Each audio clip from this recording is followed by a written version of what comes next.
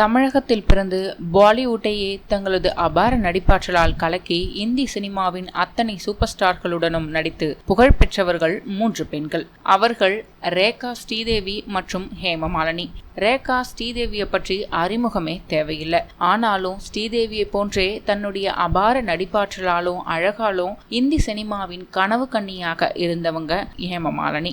அழகாலும் அபார நடிப்பாற்றலாலும் இந்தி சினிமாவில ட்ரீம்களாக இருந்த ஹேமமாலினியின் சினிமாவை மிஞ்சிய விறுவிறுப்பான காதல் கதை பற்றி விரிவாக இந்த வீடியோவில் பார்க்கலாம். தஞ்சை மாவட்டம் ஒரத்தநாடு பகுதியில் உள்ள அம்மன்குடி என்ற ஊரில் பிராமண குடும்பத்தில் பிறந்தவங்க தான் ஹேமமாலினி. இவங்களோட தந்தை இன்சூரன்ஸ் கம்பெனியில வேலை பார்த்ததுனால அடிக்கடி மாறுதல் பெற்றுக்கொண்டே இருப்பாராம். இதனால குடும்பம் டெல்லி செல்ல வேண்டிய சூழ்நிலை ஏற்பட்டிருக்கு. அவரோட பள்ளி படிப்பை டெல்லியிலே முடித்த ஹேமமாலினி பரதநாட்டியத்தையும் முறையா கத்துக்கிட்டாங்க. இவங்க 1963 இது சத்தியம் என்ற திரைப்படத்தில் முதலாக ஹேமமாலினியின் சினிமா பயணம் தொடங்குது. இதுல அற்புதமாக நடனமாடி இருந்த ஹேமமாலினியினுடைய திறமையை பார்த்த அனந்தசாமி சப்னோ கா சதாகர் என்ற இந்தி படத்துல ஹேமாவை அறிமுகம் செய்து வைக்கிறாரு.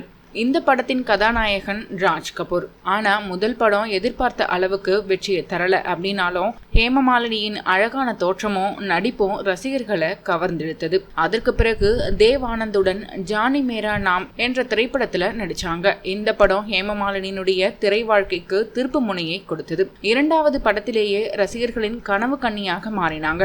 குறுகிய காலத்திலே பாலிவுட்டின் உச்ச நட்சத்திரமானாங்க.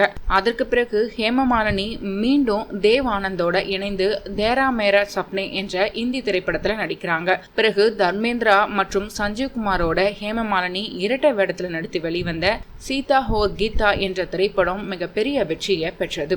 1970-80களில் தொடர்ந்து பல வெற்றி படங்களில் நடித்த ஹேமமாலினியை இந்திய சினிமா உலகமே கவனித்தது 1975ஆம் ஆண்டு வெளிவந்த ஷோலோ என்ற திரைப்படம் மூலமாகத்தான். ஹேமமாலினி, தர்மேந்திரா, சஞ்சீவ் குமார், அமிதாப் பச்சன், அம்ஜத் கான், ஜெயபாதுரி என ஒரு பெரிய நட்சத்திர பட்டாளமே நடித்த இந்த படம் மும்பையில மட்டும் ஒரே திரையரங்குல 5 ஆண்டுகள் ஓடி சாதனை படைத்தது. அது மட்டுமல்ல, ஹேமமாலினி 1977ஆம் ஆண்டு பிளாக் பஸ்டர் ஹிட் படமான ட்ரீம் கேர்ள் படத்திற்காக கனவு கன்னி என்றும் அழைக்கப்படுறாங்க. ஹேமமாலினி அவங்களோட கணவர் தர்மேந்திராவுடன் 35 படங்கள்ல நடிச்சிருக்காங்க. ஹேமமாலினி தர்மேந்திரா திருமணத்திற்கு ஹேமாவினுடைய பெற்றோர் கடுமையான எதிர்ப்பு தெரிவிக்கிறாங்க. படங்களில் ஒன்றாக நடித்து கொண்டிருந்த தர்மேந்திராவும் ஹேமமாலினியும் அடுத்து காதலிக்க ஆரம்பிக்கிறாங்க. இவர்களுடைய காதலுக்கு ஹேமமாலினியின் பெற்றோர் கடும் எதிர்ப்பு தெரிவிக்கிறாங்க. அதாவது ஏற்கனவே திருமணம் ஆனவருடன் அவங்களோட மகளை திருமணம் செய்வதை அவர்கள் விரும்பல. ஹேமமாலினியினுடைய தாய் ஜெயா சக்கரவர்த்தி அதற்கு பதிலாக நடிகர் ஜிதேந்திராவை திருமணம் செய்து கொள்ள நடிகையை சமாதானப்படுத்த முயற்சி செய்யறாங்க. ஹேமமாலினி மற்றும் நடிகர் ஜிதேந்திராவுடைய குடும்பத்தினர் திருமணத்திற்காக ரகசியமா சென்னைக்கு வராங்க. அது ஒரு முன்னணி நாளிதழில் செய்தியா கசிந்திருது. இதை பார்த்து அதிர்ச்சி அடைந்த தர்மேந்திரா மற்றும் நடிகர் ஜிதேந்திராவின் அப்போதைய காதலி மற்றும் இப்போதைய மனைவி ஷோபா சென்னைக்கு பயணம் செய்யறாங்க.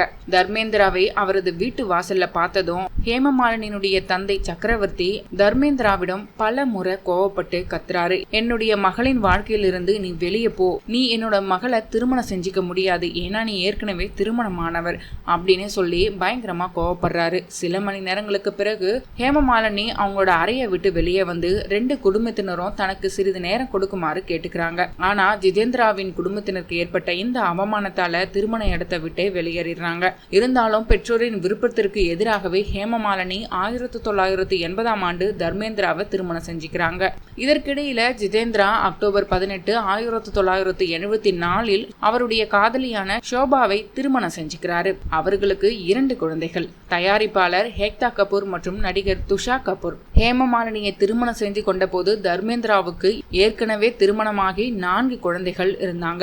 1954ஆம் ஆண்டு பர்காஷ் கவுர் என்பவரை தர்மேந்திரா திருமணம் செஞ்சுக்கிட்டாரு. இந்த நிலையில தான் ஹேமமாலினி மீது காதல் வயப்பட்ட அவர் முதல் மனைவியை விவாகரத்து செய்யாமலேயே ஹேமமாலினியை 2வதாக திருமணம் செஞ்சுக்கிறாரு. இந்த திருமணத்திற்கு பர்காஷ் கவுரும் பெரிதா எதிர்ப்பு எதையும் தெரிவிக்கல.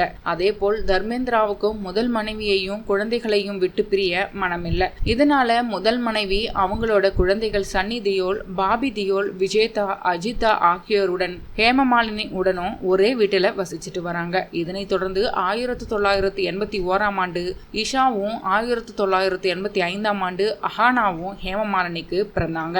சில காலம் ஹேமமாலினி தன்னுடைய கணவரோடு சந்தோஷமா வாழ்ந்து வந்திருந்தாலும் தற்போது தர்மேந்திராவை பிரிந்து தனியே வாழ்ந்துட்டு வராங்களாம். படிப்படியாக பாலிவுட்டின் கனவு கன்னியாக பல ஆண்டுகள் திகழ்ந்தவங்க பாஜகவில் இணைந்து மாநிலங்களவை எம்பியாகவும் பிறகு 2014ஆம் ஆண்டு மதுரா தொகுதியின் மக்களவை உறுப்பினராகவும் பணியாற்றியிருக்காங்க. மேலும் தமிழர்களின் வீர விளையாட்டான ஜல்லிக்கட்டு போட்டியை தடை செய்ய கோரி குரல் எழுப்பி சர்ச்சையிலும் சிக்கினாங்க ஹேமமாலினி. தமிழில் கமலுடன் இணைந்து ஹேராம் மற்றும் தசாவதாரம் போன்ற தமிழ் திரைப்படங்களையும் நடிச்சிருக்காங்க. மத்திய அரசால பத்மஸ்ரீ விருது மற்றும் வாழ்நாள் சாதனையாளருக்கான விருதினையும் பெற்றிருக்காங்க ஹேமமாலினி.